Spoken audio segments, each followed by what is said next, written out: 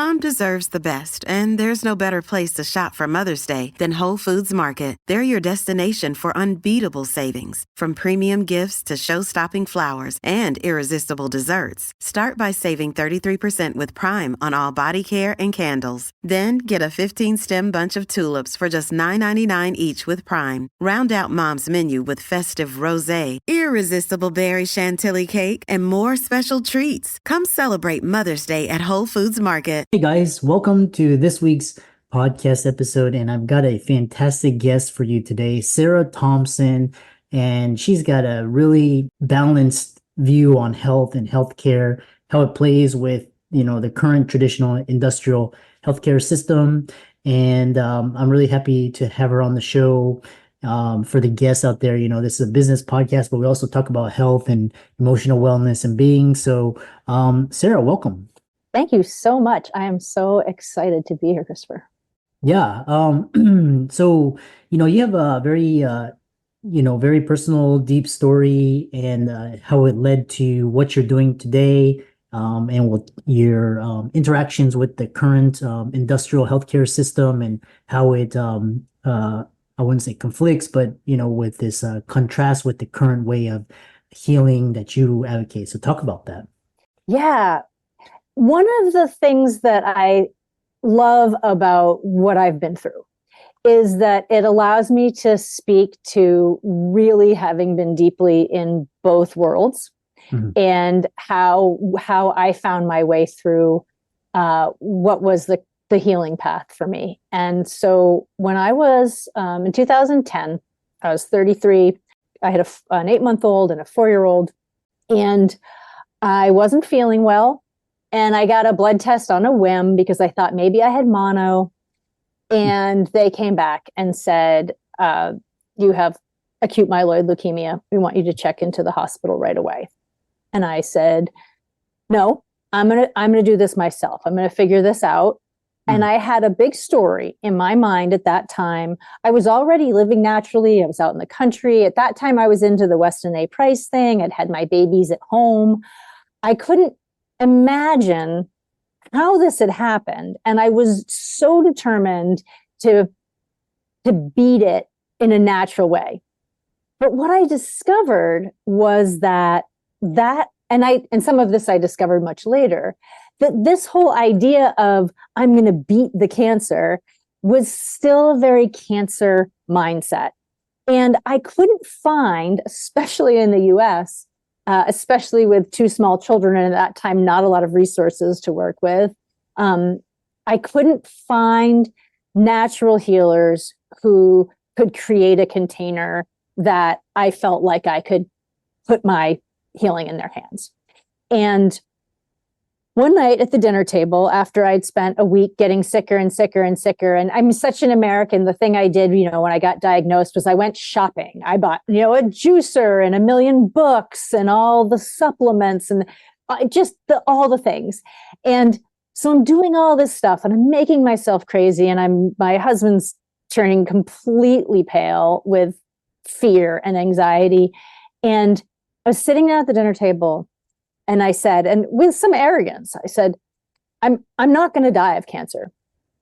And my husband looked at me with tears in his eyes and he said, can you promise me that? And I thought, okay, who is this story about?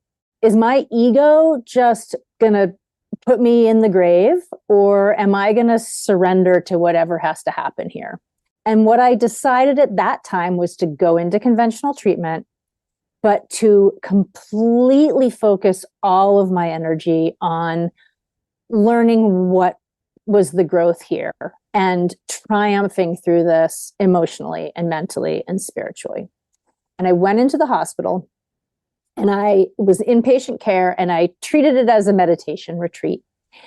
And what I found through that process, and then I won't go into all the details, but it was a couple of years. I ended up having a bone marrow transplant. There was a lot that followed. When I started working with a homeopath in the hospital, I was already in this intensely suppressive treatment. So I didn't get to see the power of homeopathy until after, when I was in recovery. But once I was in recovery, I realized that I had to heal all of the damage of all these drugs, of all this treatment. And then I also had to heal what was this susceptibility in me that had turned into cancer, because it wasn't in my lifestyle, it wasn't in my diet, it wasn't in those things, it was deeper. And that's what took me on the path of realizing that when we get sick, we're being shown a portal to whatever growth we need. And we walk through that portal, and that is our shamanic journey into wisdom. And everything we need is going to come to us if we can have our eyes open. And so that's how I ended up in fantastic health now, is that I needed to get so sick to actually get so well. So I had atypical presentations that both I relapsed. I don't know what my mutations, I did not have any mutations the first time. I had mutations the second time. I don't know what they were.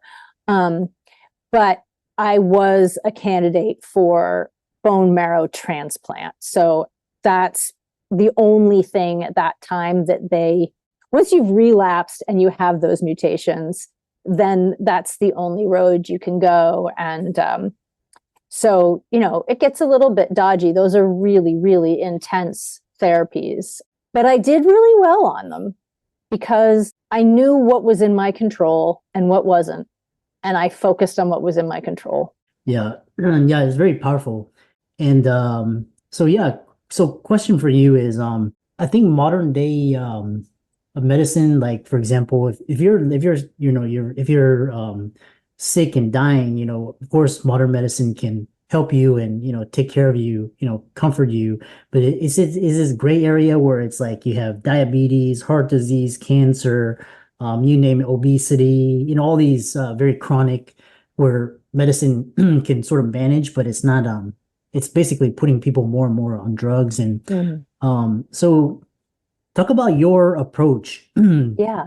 Sometimes you need the modern healthcare system, otherwise you're not gonna make it. But sometimes, the modern medical system is making people worse. And talk about yours versus the industrial medical system that we have now. Right. So the industrial medical system is entirely suppressive. Everything it does is suppress, cut, poison, burn. Everything it does is suppress. And so when we're talking about a necessary suppression, that might be a situation like you have a gangrenous limb and it's gone so far that you have to have that amputated. Yeah. So in that acute necessary suppressive state, sometimes that's where we need, it's industrial medicine for like cutting, burning, and poisoning things. Yeah. But and this was, my experience was that, okay, I need this suppression because this cancer is running faster than my vital force can do with the natural tools I'm giving it because I don't know what I'm doing. But very, very quickly, we leave that place. And then we're dealing with the level of chronic illness in our society is, we have the big named chronic diagnoses, the diabetes, the Crohn's disease, all the autoimmune diseases. But everything is, the level of chronic disease in our society, the level of chronic ill health in our society, most of the people that you interact with are dealing with some level of chronic issue that is so common that they don't even think of it as a disease state. And when I'm looking at that, I am always saying, gosh, there is something to be cured here. There is something to be healed. And we can approach that with this modality of homeopathy, which is this incredibly powerful and deep modality. And it's a general practice. So it's across different conditions where we say, how do we activate the body's ability to heal itself from these chronic conditions? Because, cut, poison, burn, the more you suppress that stuff, the more it works its way into deeper body systems and people get sicker and sicker and sicker.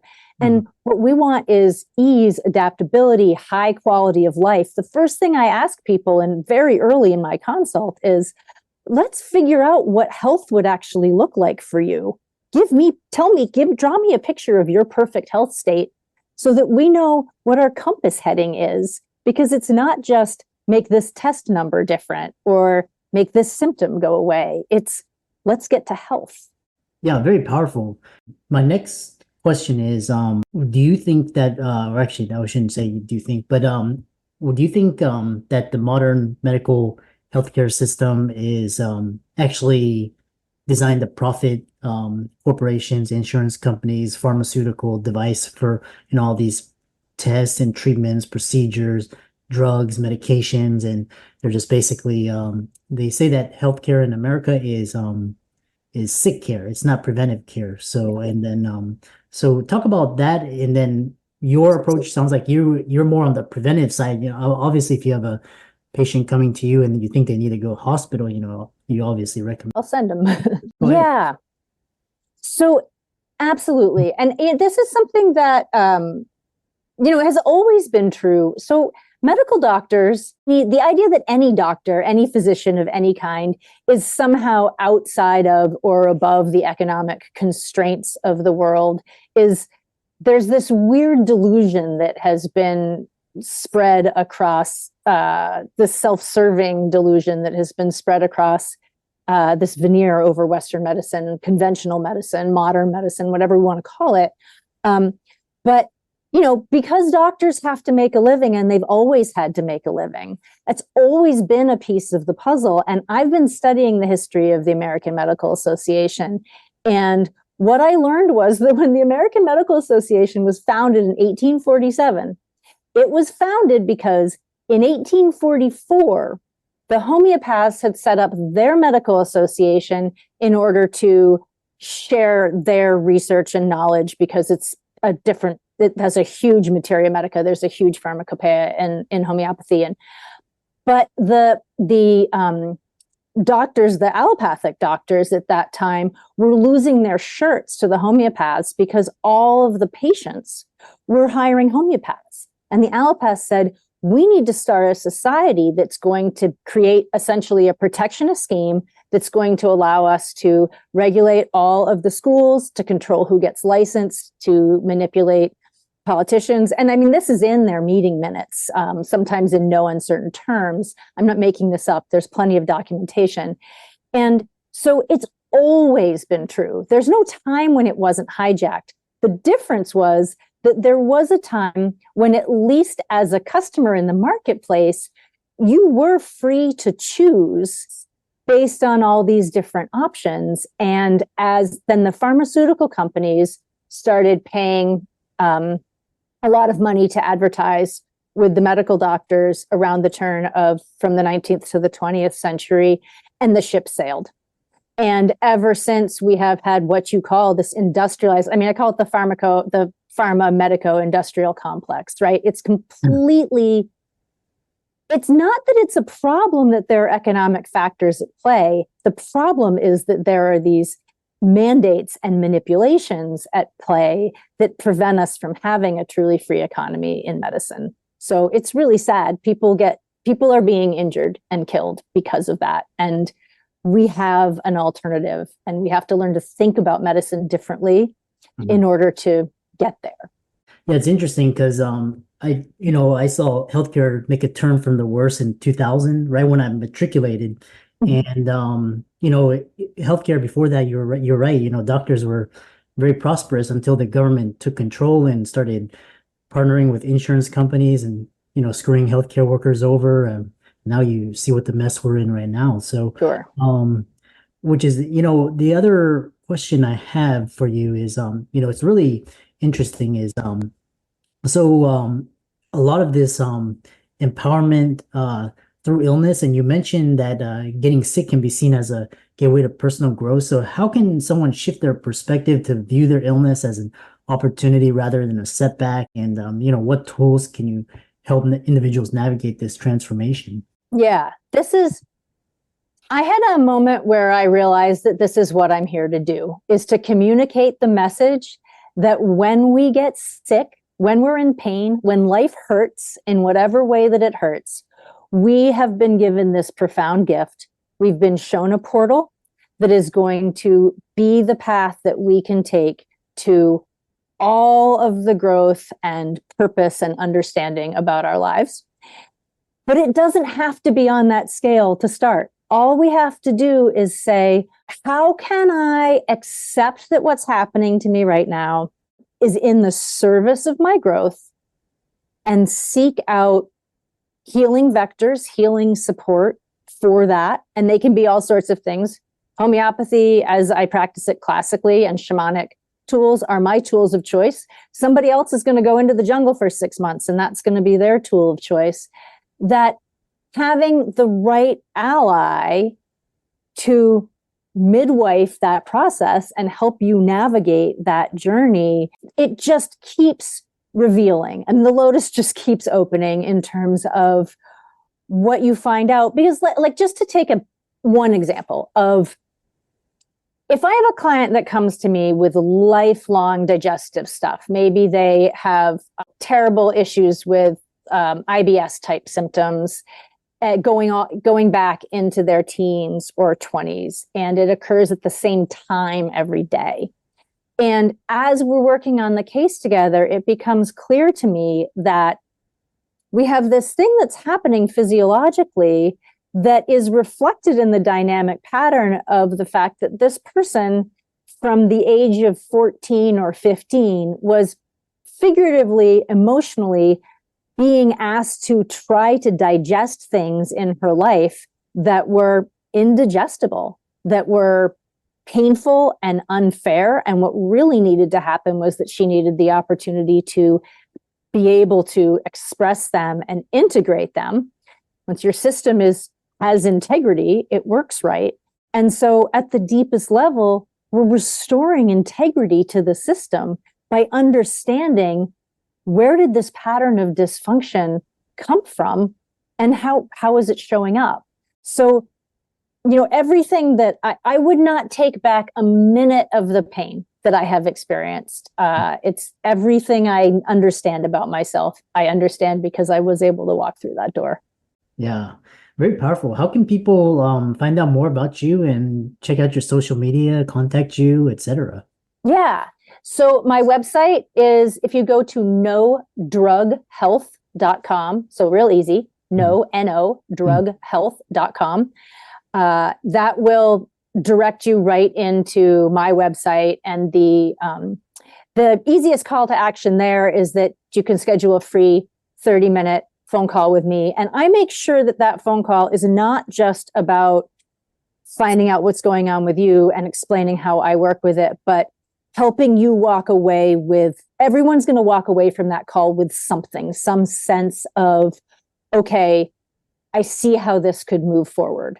And then choosing how to work with me, in this coaching program or in the homeopathy program, which the coaching all includes homeopathy. That's the backbone of everything I do. I am on Twitter. I'm Big Healer Sarah, the anarch-homeopath, Big Healer Sarah. And I am big_homeopathy at Instagram. That's HOMEOPATHY. But the best thing to do is to go to nodrughealth.com, because that's the easiest one to remember. And it will send you to all of the other ones. What I tell people is, this is deep healing without drugs for people who want to be free. I love that. And what a fantastic conversation. And for all the audience, let's thank Sarah for coming on, and thanks for a great podcast. Thank you so much. This has been wonderful.